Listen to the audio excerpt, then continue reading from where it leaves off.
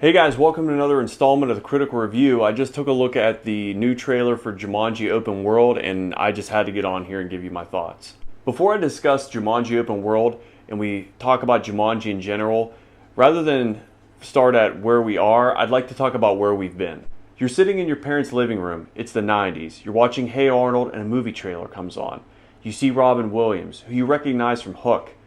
As you watch the trailer, you become more and more captivated by it. It's a story where you get sucked into a board game, which is a pretty crazy concept to think of.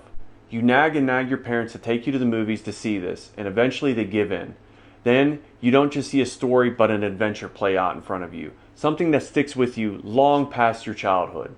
Fast forward to 2017. You're watching YouTube because you no longer have cable anymore because there's a million streaming apps out there. You're scrolling through YouTube and you come across Jumanji, Welcome to the Jungle. A wave of disappointment washes over you, but then you come to terms with it's not the 90s anymore. Movies change, and so does times.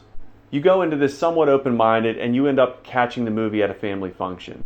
It's not great, but it's not terrible. There's some new concepts in it that you can get along with, but it's not your Jumanji, but you respect it. It's 2019. You're scrolling on your cell phone because short-form content is the biggest thing at the time. You scroll and then you find a short of Jumanji The Next Level. Yes, they're making another one. As you watch the trailer, you see a lot of very similar things. However, you look at yourself and you say, they're going to definitely bring something new to the table with this one. After finally seeing the movie a year and a half after it came out, you realize that this was not the case. Same movie, rehashed jokes, same formula. But why? Why would they make almost the same movie twice? Well, money is why. And then you think to yourself, has any other franchise done this before? Because it just seems so similar. And you think to yourself, no, I can't. Oh, wait a second. There's this one. Oh, yeah, and there's also this one as well. This is a well-known formula in Hollywood. We have a successful movie that resonates with people. Let's make a sequel and another sequel and another sequel. Now, do these movies make money? Yeah, they do. The casual viewer probably does really enjoy these movies. And if you enjoy these movies, there's nothing wrong with that. I'm happy that you found something that you like. Then, a day or two ago, I'm on the internet, and what do you know? Jumanji Open World.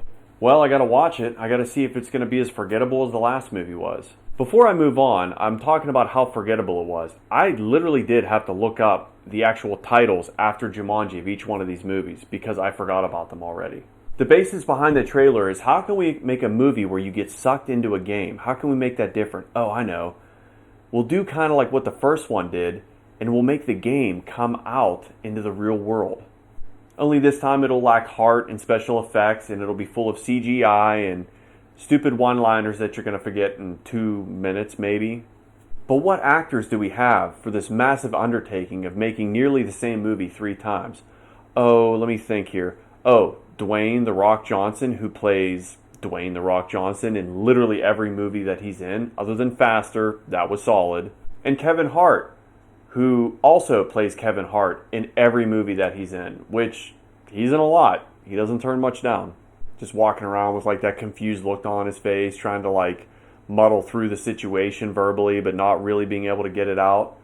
Now, if I just said that and you think back to his movies, you may have just came to the realization like, wow, Kevin Hart really does just play himself in every movie he's in. One of the main scenes to point out in this trailer is that the crew gets back together in what looks like a bar restaurant. And literally nobody notices them, like at all. One guy looks like he is Indiana Jones's partner sitting at a table, and the other one looks like he just got back from a safari. Walks right through the middle of the bar, nobody even bats an eye or looks at him. And for some reason, the characters from the game are on autopilot, which makes no sense to me. I don't know, why did they do that? Let's make uninteresting characters even more uninteresting by putting them on autopilot. Which, actually, come to think of it, that's kind of their acting style anyway. As the journey continues through the trailer, we're plagued with tons and tons of CGI animals. And not like Lion King, like good CGI animals that you can almost not tell the difference.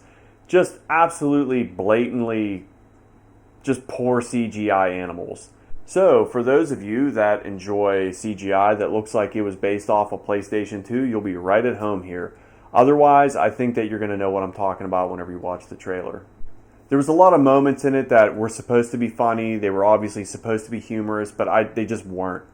I would say the only part that almost landed for me was at the end. The Rock's character is punching guys through like a train, and he's doing it like Oprah, like you get one and you get one. And that was about the only part that sort of landed. But by the point I hit the end of the trailer, I was so removed from it, I couldn't even really find the humor in it.